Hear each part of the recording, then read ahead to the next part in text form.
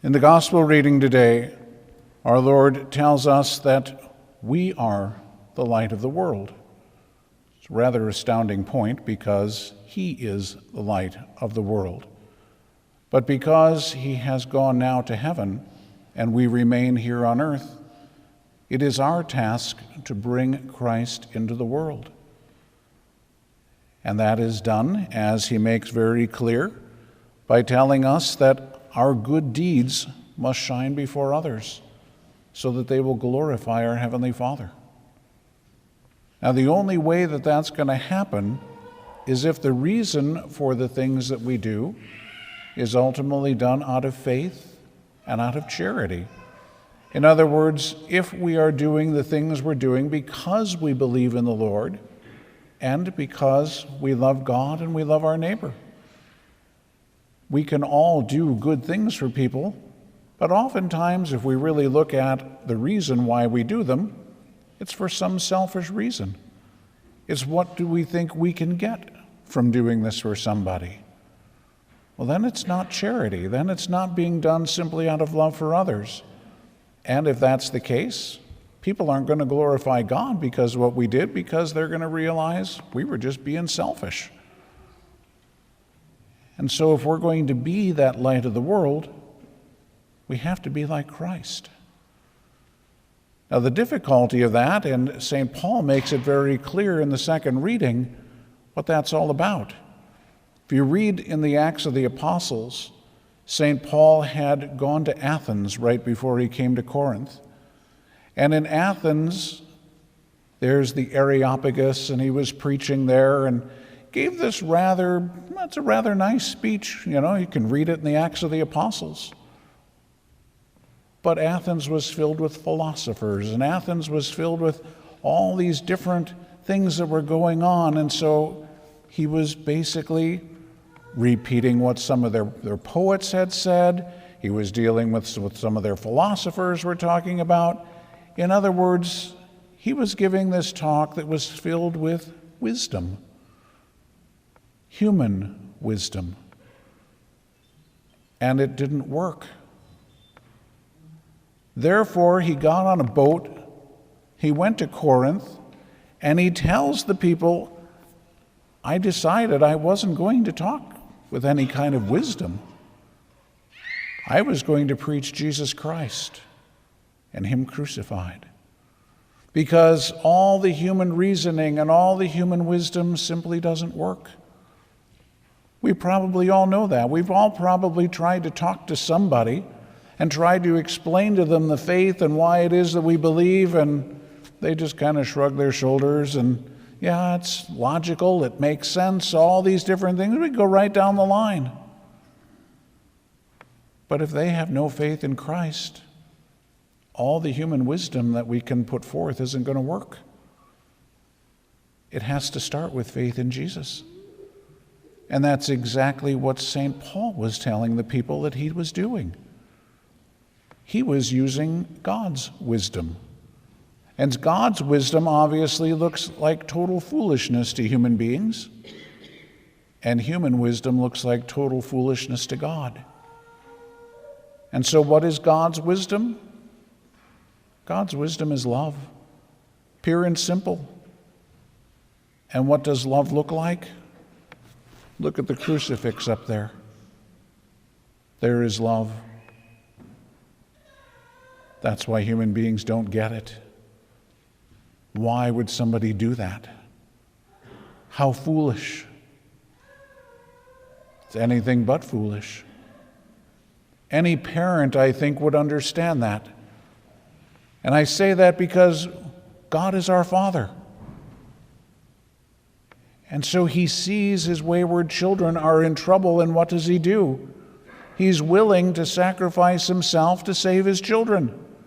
I don't suspect that there is a parent here who wouldn't do that if they saw their kid in some kind of situation where they were about to get hurt badly or possibly even killed, if you wouldn't put yourself out there to save that child.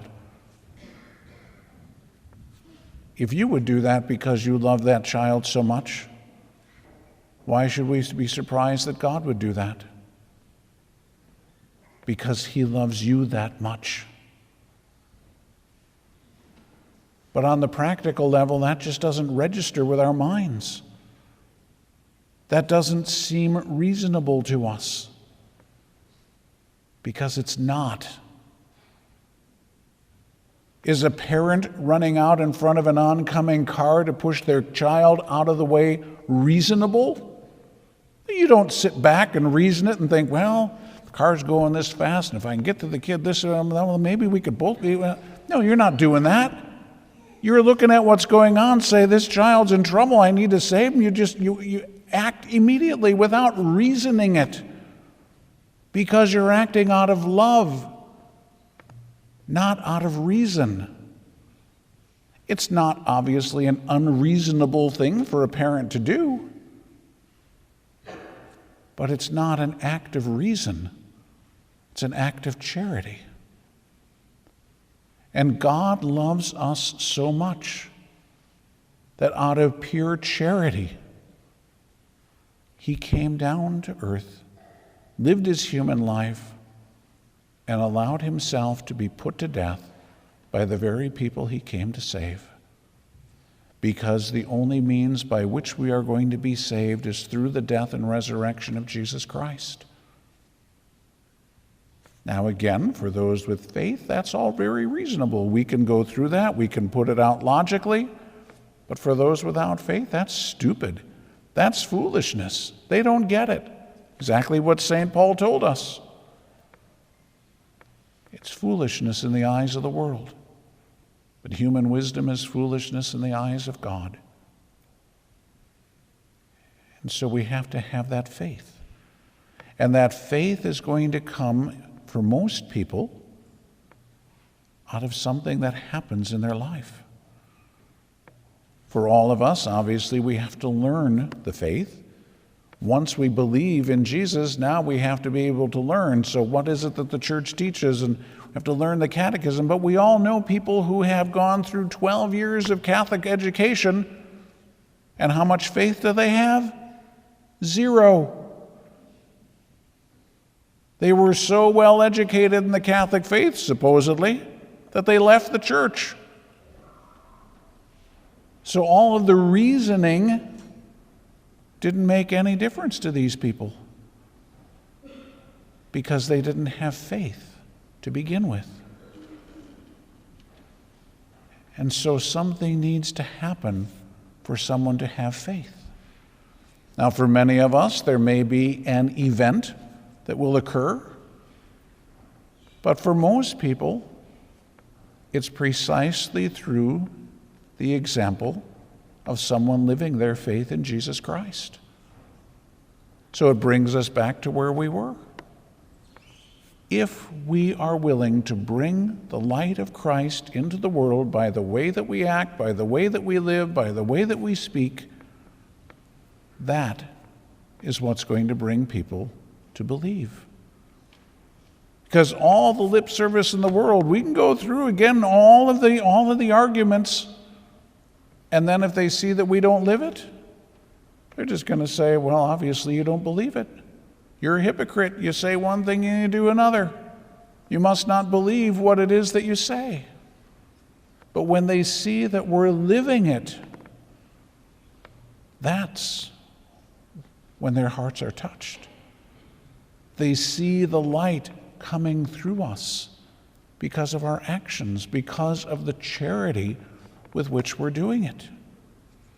Now, in order to have that, we have to have a love for the Lord. Because if we're supposed to be doing things out of charity, which is exactly, remember what Jesus told us, love of God and love of neighbor, if that's the motive for what it is that we're doing, it has to start with a love for God. And so each one of us then can look into our own heart and ask ourselves honestly, how much do I love the Lord? How much do I love Christ?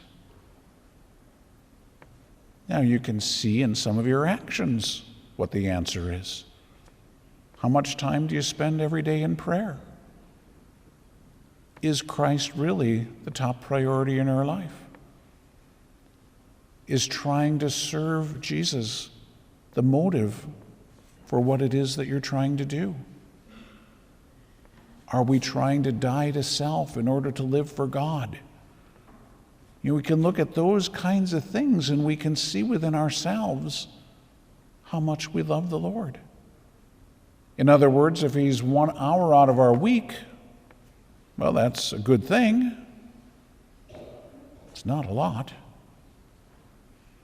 For those of you who are married, ask your spouse that.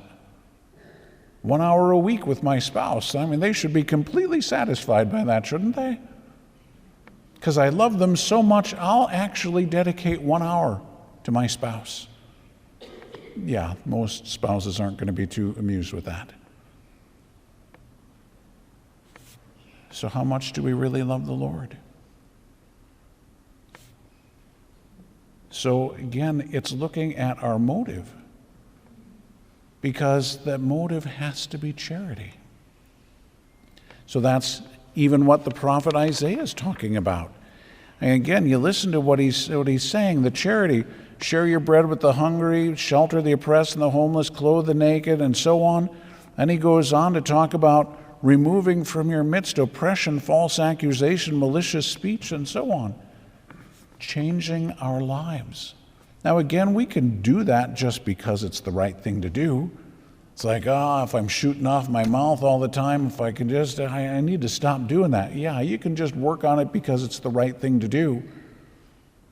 But you can look at that and say, this is offensive to God.